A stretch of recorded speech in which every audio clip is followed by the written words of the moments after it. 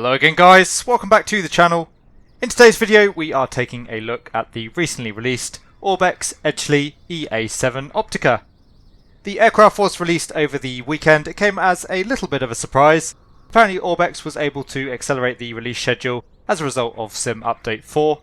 The update presumably fixing some of the issues with the sim that was hindering them in developing the aircraft. For those of you who aren't aware, Orbx are generally better known for their scenery creation as opposed to their aircraft creation, so quite surprising to see an aircraft from them. Generally speaking, their scenery efforts are of rather a high quality, so hopefully the aircraft will be much the same. On the one hand, the Optica does seem like rather a strange aircraft to introduce into the sim, particularly given that it saw very limited production numbers in the real world. But on the other side of the argument, the EA-7 is ideally designed for low and slow cruising, and so it does make it potentially a really nice option for checking out the scenery in the sim. As you can see for yourselves, the Optica is rather an unconventional aircraft with its helicopter-like bubble canopy, its ducted fan engine, and its twin-boom tail.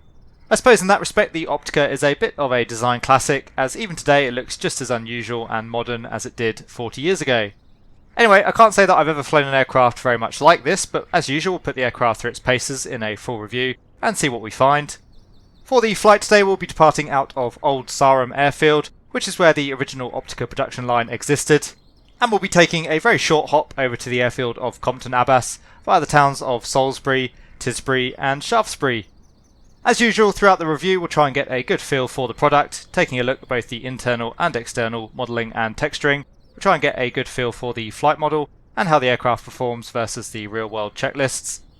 One thing that I will preface the review with: the Orbx Optica actually retails for only £10, so it's quite a cheap add-on, and therefore we will judge it accordingly. Anyway guys, as always I do hope you enjoy the video and find it to be of use. If you do, please consider giving the video a like and subscribing to the channel. If you have any comments or questions for me, you can leave those down in the comments section below. But now we'll continue on with our tour and review of the Orbx Edgley Optica. So as we've already discussed, the Optica is rather an unusual aircraft. In some respects it has more in common with a helicopter than a fixed-wing airframe. The aircraft was actually designed as an observation platform, hence the bubble canopy and excellent all-round visibility, and the Microsoft Flight Simulator version has all of the same benefits. The cockpit allows the pilot a 270-degree panoramic view of their surroundings, and the aircraft can quite happily loiter for up to 8 hours cruising around at a speed of 70 knots. So once again, the Orbx Optica, a really nice option if you just want to cruise around and take in the scenery within Microsoft Flight Simulator. Overall, I have to say that I think Orbx have done a very nice job capturing the visuals on the external model of the aircraft. There were certain times throughout the flight where the aircraft looked to be rather photorealistic. The modelling certainly seems to be very solid, as does the texturing. My real favourite though is the PBR rendering. I think they've got that really spot on. Some areas of the aircraft are a little bit low resolution compared to other aircraft that we see in Microsoft Flight Simulator, but again we're talking about an add-on that costs £10. And I think that where concessions have been made, there's no unreasonable ones. Overall the aircraft looks very nice. So overall, as far as the external model of the aircraft goes, I'm very happy with both the modelling and the texturing. The PBR, as I said, I think looking particularly good. Certainly for the price point, I think the Optica looking really nice. Internally, it's much the same story again really. I think the cockpit is done to a very decent standard. My only real gripe with the cockpit as far as the texturing and the modelling goes, some of the gauges do look a tiny bit on the blurry side at a distance. But overall I put this down to the rendering in the sim as much as anything else, as I have seen this on quite a few add-ons now. Certainly when viewed up close, all of the texturing and the gauges in the cockpit look really sharp and really nice. As you can see, the detailing and the modelling throughout the cockpit, again Orbx doing a really good job. I'm not entirely sure about their choice of carpet colour, but of course that is an entirely personal preference. Overall though, pretty hard to find too much to fault with the internal model, and again for the price point it's rather excellent. The real-life Optica does actually feature a ballast system, and this does actually seem to be modelled to some degree within the sim as well. As you can see, there are some options via the fuel and load menu. We will discuss this a little bit more during the conclusion. However, according to the aircraft manual, if you simply hit the Fly Now button, the aircraft should all be balanced up nicely for you. Lastly, and I know we've touched on this point a couple of times now, but it's really worth highlighting just how excellent the visibility is in the Optica. It really is the aircraft's main party piece, along with its ability to loiter for a period of up to 8 hours. As I can't imagine that too many of you are going to be interested in completing 8-hour flights in the Optica, I think again it is worth highlighting the visibility. It's every bit as good as a helicopter, and it's certainly one of the best fixed-wing aircraft that I've come across for taking in the scenery. So that just about wraps up the internal and the external modelling and texturing of the aircraft. Again, I think that Orbx have done a very nice job with the aircraft.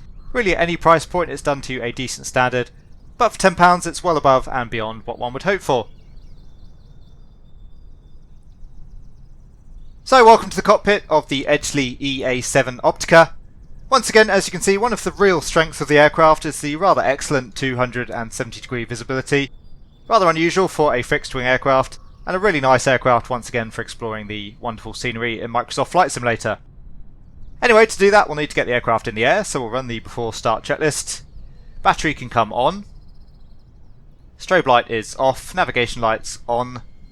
Landing light is off, taxi light is off, and panel lights are off. Flaps are up. Magnetos are off. Propeller area is clear. We'll give them a clear prop before we shut the door. Clear prop! And closing up the door.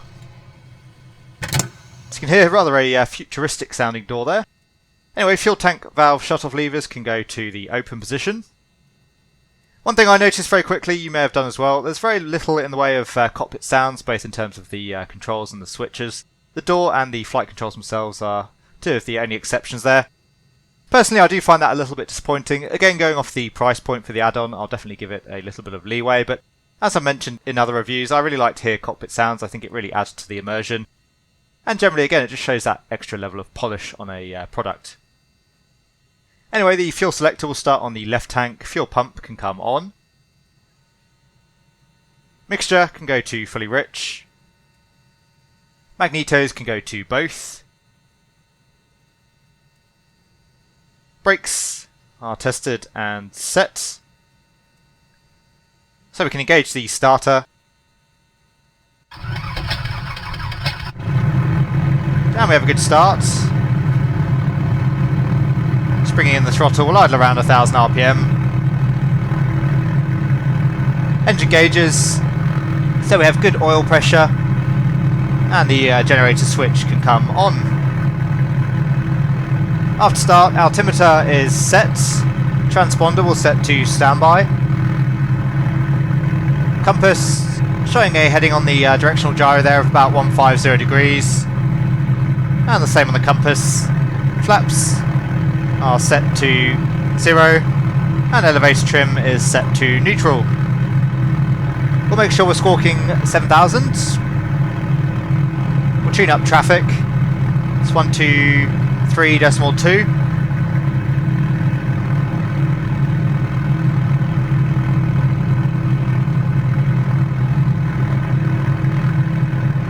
And we'll keep a good eye on those engine instruments. One thing I have noticed, the oil temperature only really seems to rise at high engine powers there. I'm not sure quite how accurate that actually is. Anyway, the before taxi checklist, fuel selector will change tanks there. Get the fuel pump off as well. Navigation lights are on, taxi light can come on. Panel lighting not required. Flight controls are full free and in the correct sense. Throttle will come up to 2100 RPM. We'll do the run up though down at the runway just to keep away from the apron. So we are ready for the taxi.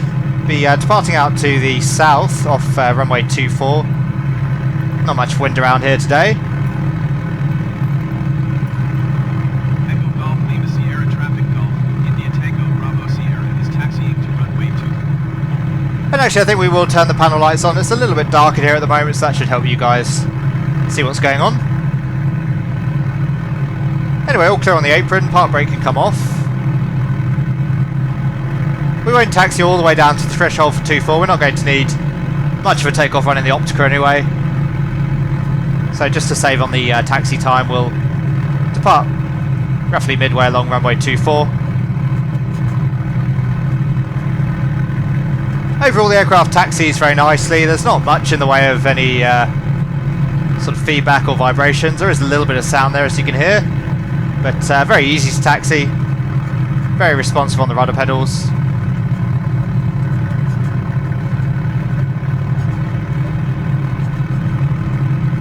So we'll just backtrack and be in the runway a little bit further.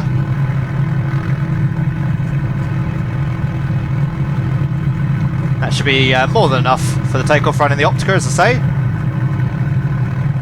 Not much wind around again, so we'll just point ourselves 90 degrees from the runway for the run-up.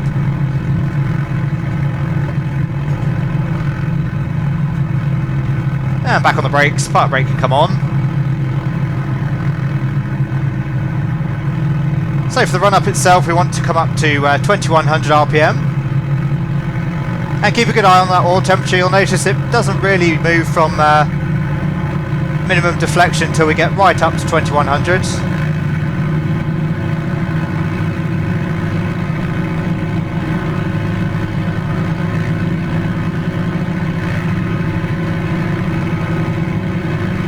So there's 2100 RPM. You can see the oil temperature just starting to nudge up there now.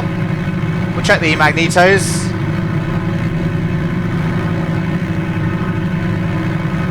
So a very slight drop there, probably around 20 RPM or so. Back to both.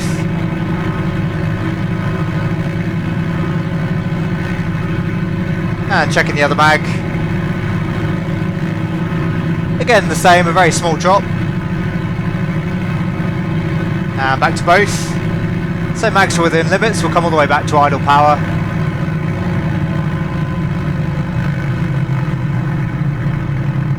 And you'll see that oil temperature fall off again very quickly, so not really sure how accurate that actually is. Anyway, it's 500 RPM, which is what we're idling at, that's checked. Back up to 1000. And continuing the checklist, magnetos are on both. Throttle is set. Brakes we can release when we're ready for the takeoff. Full takeoff checklist, taxi light can come off. Landing lights and strobe lights can come on. Fuel pump can come on, as can the pitot heat. Get the transponder to out. And for the takeoff itself, we'll be using full power. We're looking to rotate at 60 knots and climb our way around 66 knots. Once we're in the climb, we'll come back to 2100 RPM. You can see I have set up a very rough flight plan in the GPS out to Compton Abbas, but we're not really going to be following that today. We'll be navigating visually. So we'll call traffic, tell them we're departing out initially to the south. Echo Golf, Lima Sierra Traffic Golf, India Tango Bravo Sierra, and taking off runway 24 departure to the south. So park brake off. It's all clear on final. Looks to be clear upwind as well. I do like the engine sounds from the aircraft, I have to say. I think they're pretty good. I've only seen a couple of videos of the Optica in reality, but it does have quite a unique sound with that ducted fan.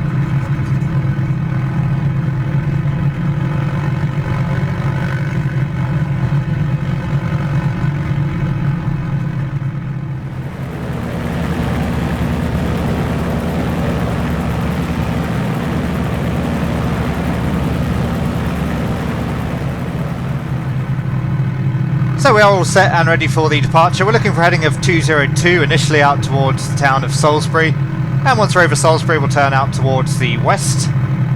Initially we'll be tracking 1 minute out towards Salisbury and then 9 minutes out towards Tisbury. Time currently 1.5, so looking for about 2.5 over Tisbury. Anyway, feet are off the brakes, we'll come up to full power initially for the takeoff. Keeping a good eye on that RPM and those T's and P's. So power is set, engine temperatures and pressures looking good. Aircraft very placid on the takeoff, very easy to handle. The rudder actually feels pretty good. It's not overly sensitive by any means, it's actually a very reasonable response. And just come up through 60 knots, so back on the stick. Aircraft very heavy in pitch, needing almost full aft deflection to get us off the ground there, which was a bit of a surprise. So trimming for that now. Climbing away at 66 knots as per the checklist. So just pitching the nose up slightly there. And again, the aircraft needing an awful lot of aft trim there to get the control forces reduced.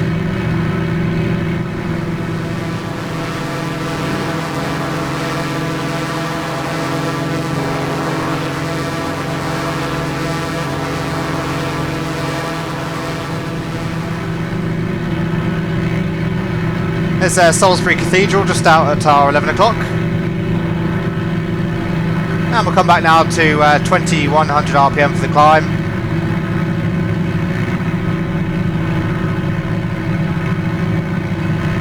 T's and P's still looking good.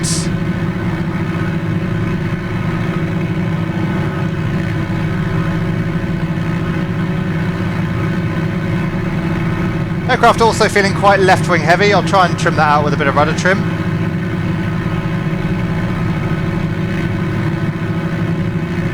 So once you have the aircraft trimmed out, it's actually reasonably nice to fly. Not quite what I would have expected, but again, I've never flown an aircraft like this in reality. It feels fairly unresponsive on the controls. You do need quite large deflections to get anything to happen.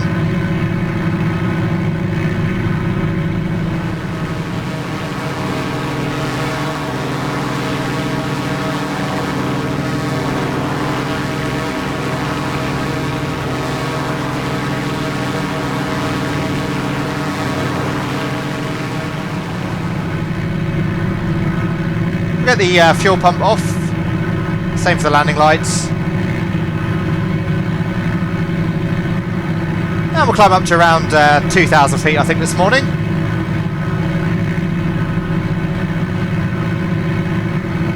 So the heading is 267 out towards Tisbury, but really, if we can, what we want to do is just follow the railway all the way out from the west of Salisbury. So we'll keep a good eye out for that, see if we pick that up at some point.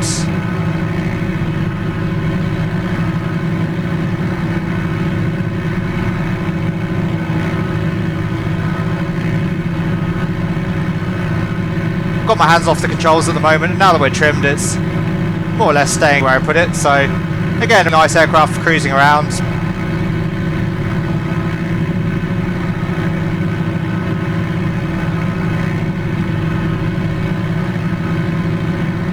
So we have a golf course passing just below us. There's a little helipad out to the southwest of Salisbury, so I wonder if it isn't servicing the golf course.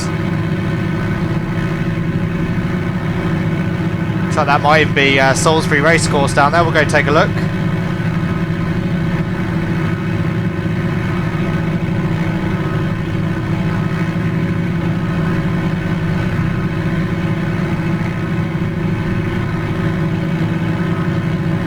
A little bit difficult to say. It doesn't look like a typical racecourse, but it certainly has that feel to it. Anyway, we'll come back onto our heading before we get too far, of course. And it's coming up on 2,000 feet, so we'll get ourselves levelled off. Again, having to put in an awful lot of controls to really see much response from the aircraft.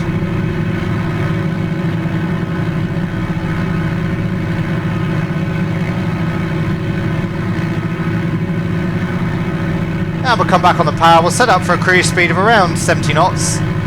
That's the loiter speed in the aircraft. That's what we've planned the flight routing at today. The aircraft actually has a phenomenal endurance if you do cruise at 70 knots. You can loiter for almost 8 hours, which again is pretty phenomenal and certainly not something you could achieve in a helicopter.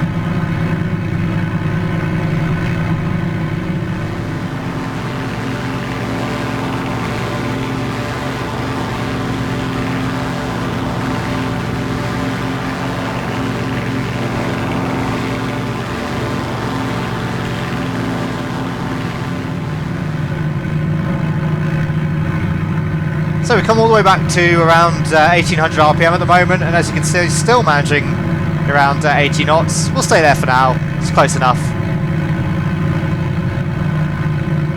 But again, as you can see, the aircraft, really good option for enjoying all of the scenery within the sim, really excellent visibility. And again, with that really nice slow cruise speed, you've got plenty of time to take in the scenery as you go.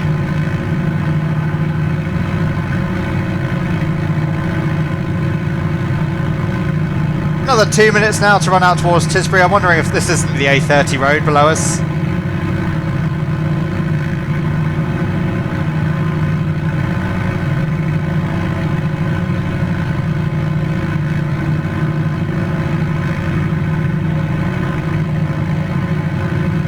Still trimming the aircraft off at the moment. It doesn't really like to sit level all that much, it seems.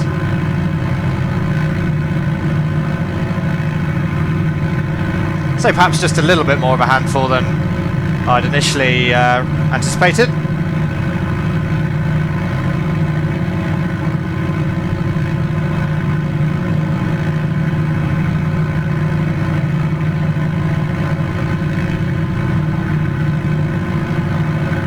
Some very interesting features down on the hill there.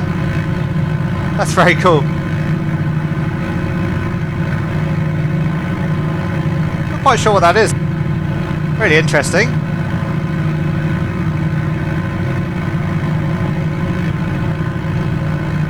So again, the Optica, big winner there. We can definitely enjoy all of that as we head past. If anyone knows what those are, please let me know down in the comments. Yeah, very interesting. So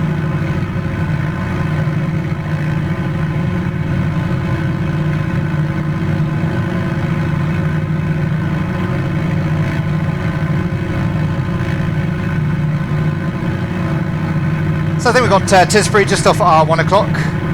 This road down below us I suspect is the A30, which actually leads directly in towards Compton Abbas, but we'll take the long way around today.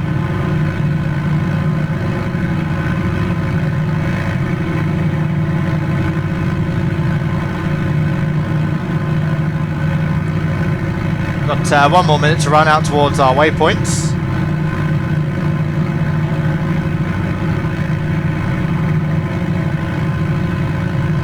You can see the hills in which Compton Abbas is located.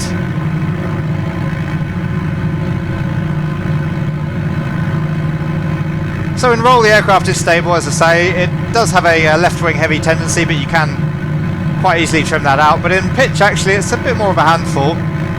Having to constantly adjust the trim here.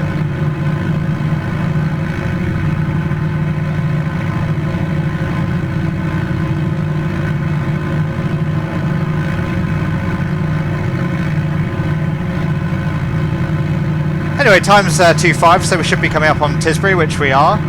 After that will be a heading of 251 out towards the intersection between the railway and the A350.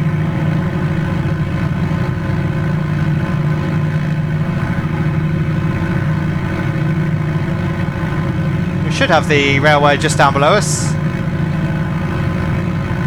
fact, there we've got it. Just make it out down in the little window down at the bottom.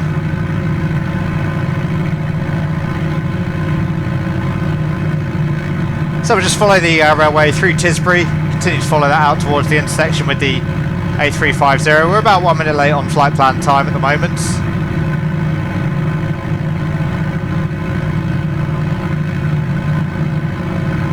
Would you believe, still trimming the aircraft at the moment.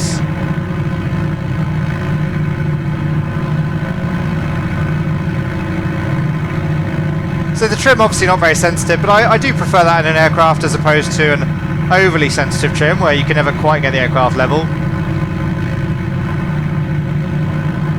And just following the railway line down on our left.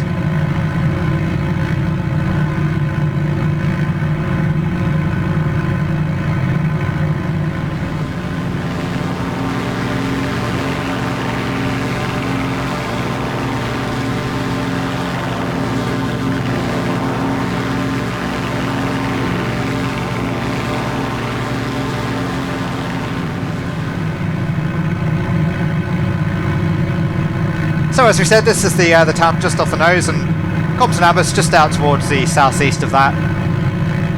Really pretty airfield actually, located up in the hills.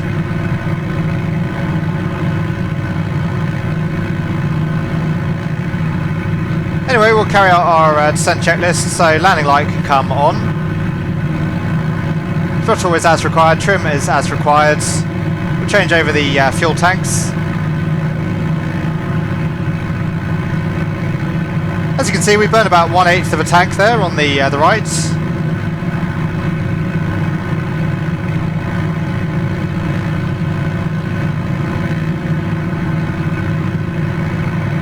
Get the fuel pump off again.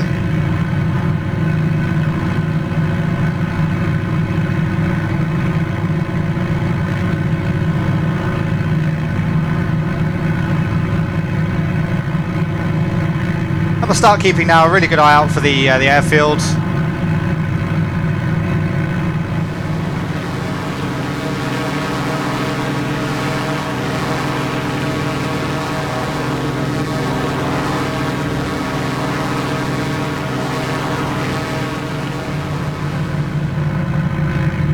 So you can see the hangar buildings now down at the westerly end a little bit more clearly.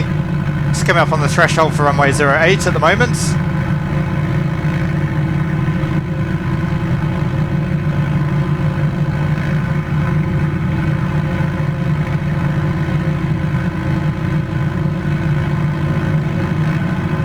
And again, the visibility in the aircraft really top notch. You can see everything quite clearly down below us. Anyway, we'll continue to track out on the crosswind leg for now. We'll turn back onto a downwind momentarily.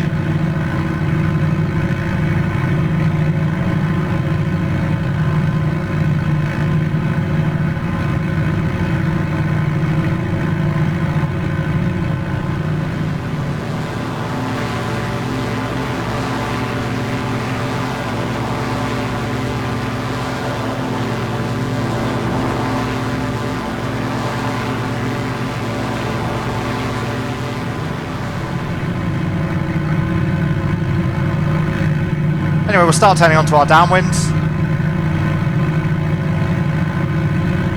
As soon as we bank the aircraft again, really having to come back on the elevator to maintain straight and level.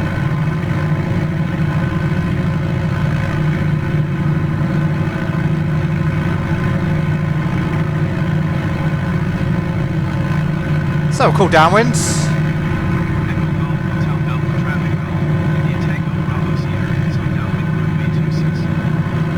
And downwind checks, brakes are checked and off, undercarriage is down, mixture is rich, fuel pump can come on, and fuel quantities are checked and balanced, instruments are checked, landing light is on, and harness is secure. I don't know if we're getting a bit of sink off the hills here, but again, really going quite hard back on the stick at the moment, trimming as well, just about maintaining 70 knots.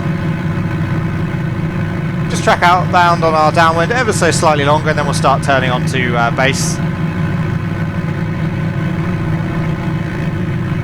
So we'll start that turn onto base now. We'll take a stage of flat. All clear on final.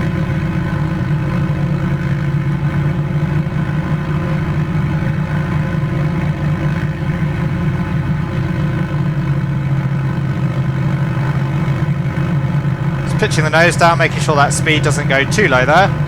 Take another stage of flap. Not sure how accurate the flap positions are. There seems to be 3 positions modelled on the aircraft, but there's only 2 actually placarded, so I'm not sure how accurate that is.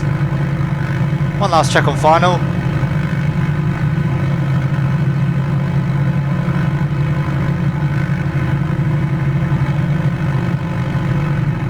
And coming all the way back on the throttle now, we'll take landing flap.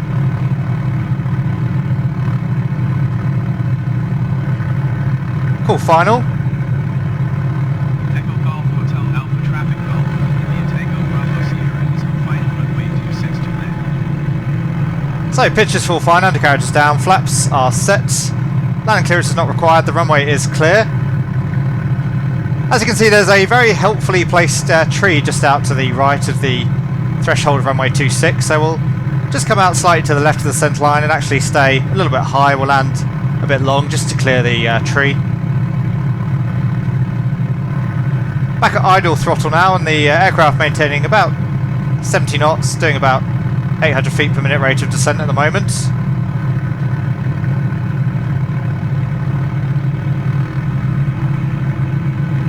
Feels like there's a little bit of crosswind out from the right as well. So clear of the tree, still back at idle power. Holding the aircraft off. It's quite hard to control the aircraft in pitch actually. It really, as soon as you come back on the stick at all, it's just wanting to climb again. Let's touch down. Lowering the nose, on the brakes, we'll come off to the left. Brakes feel reasonable.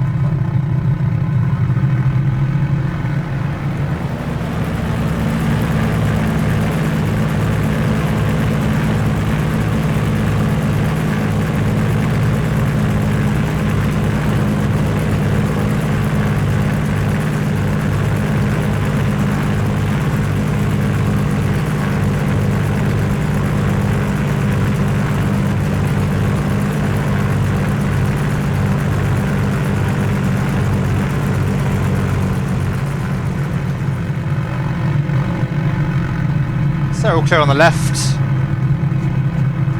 We'll swing the aircraft around, park facing out to the northwest, and then we'll get everything shut down.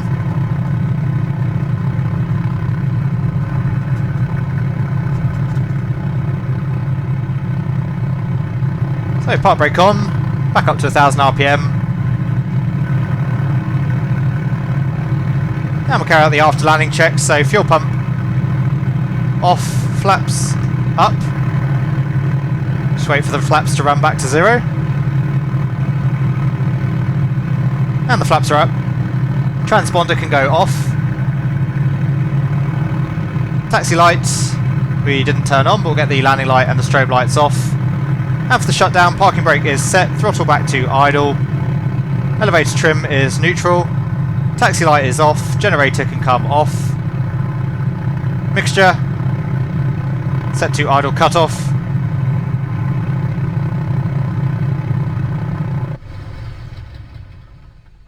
And we have a good shutdown. Fuel tank shut-off levers will pull. Ignition can go off. Radios and nav aids off. And the navigation lights can come off, as can the pitot heat. Get the panel lights off there as well. And lastly, we'll turn off the battery. And we'll get the cockpit door opened up.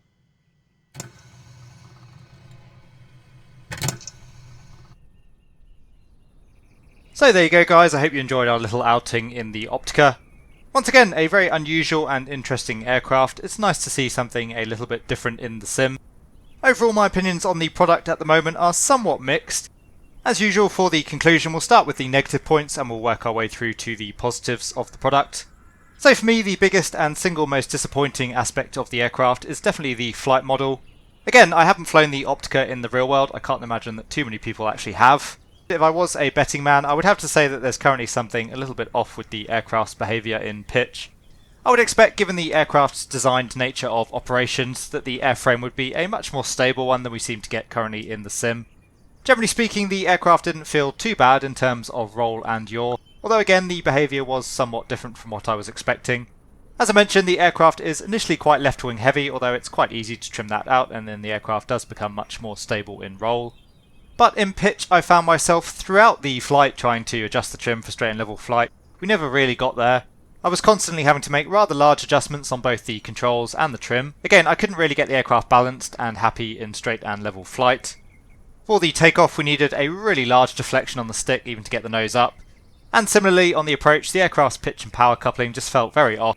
And as you would have seen during the flare, I found it really difficult to get a nice flare out of the aircraft. So again, none of these observations are based on real-world experience, but ultimately the aircraft handled very differently to how I was anticipating it would. I do wonder if all of these behaviours aren't as a result of the aircraft being out of balance. We've seen many add-ons now coming into the sim that suffer with a C of G issue within Microsoft Flight Simulator. That's the sim's fault, not the developers. Again, the aircraft should be ready to go if we hit the Fly Now button according to the manual, but a lot of the behaviours that we experienced during the flight I would certainly say could be attributed to the aircraft having a 2 aft C of G. Anyway, I haven't had a chance to test that theory any further at the moment, but again, the aircraft really unfortunately not that pleasant to fly at the moment. That though is my only major gripe with the aircraft. I have one more moderate gripe and the rest really is just niff-naff. So the other significant disappointment, at least to my mind, is the lack of cockpit sounds, particularly regarding the switches and the controls. I know to some degree this is a personal preference, but for me it's something I really tend to focus on now within Microsoft Flight Simulator. I think it adds a whole lot to an add-on aircraft. And it's a shame because overall the cockpit of the Optica is very nicely done by Orbx. As we mentioned, the texturing and the modelling really nice. The rest of my negative points, as I mentioned, very minor really. The last couple of minor niggles, the cockpit felt a little bit zoomed out in the default position, everything felt a little bit fisheye when looking around, so I found myself having to zoom in a little bit via the menu. Obviously that is easily adjustable, but it's always nice to be loaded straight into the cockpit and ready to go. And speaking of ready to go, I found that using the Control-E shortcut didn't actually fully start up the aircraft, which is a little bit of a shame, as I'm sure some users just want to jump in and have some fun. As it stands, you will have to be semi-familiar with the aircraft systems in order to start it up and have it flying correctly. In terms of the aircraft's FPS, overall not too bad. It was about 8 FPS less than the default Cessna 152. Anyway, that just about wraps up the negatives. As for the positives, If it wasn't for the handling issues that we've discussed, I think the Optica is a really nice little aircraft from Orbx, especially for £10. Texturing is great, modelling is great, both internally and externally. Although I was rather disappointed by the general lack of cockpit sounds, I think the engine sounds are very nice. The aircraft is rather noisy to operate, whilst I believe the real-world counterpart is actually known for being quite quiet. However, Orbx have certainly got the engine sounds right when it comes to the sort of growly, whiny tone of that ducted fan. Systems-wise, the aircraft seems to be very decent in that department as well. As you saw, we ran the checklist and pretty much everything was clickable and seemed to operate correctly. But really, the big positive for the Optica is it does very well exactly what it's designed to do. The visibility is excellent, you can cruise around pretty much for as long as you would want. And it's just something a little bit different, rather interesting, and overall very good fun. With the aircraft currently behaving in pitch as it does, I don't know that I would outright recommend it, although once again for £10 it really is a very good deal. So if my suspicions are correct, and there is currently a bit of a flaw with the aircraft flight model, if Orbx are able to address this with a future patch, such that the aircraft's handling becomes more pleasant, then I would have no qualms in suggesting that this is a product well worth checking out. Anyway guys, I do hope you enjoyed the video and once again you found it to be of use. If you did, please consider giving it a like and subscribing to the channel. If you have any comments or questions for me, you can leave those down in the comments section below, and I'll always do my best to answer them. But for now, thank you very much, and I'll see you all again soon.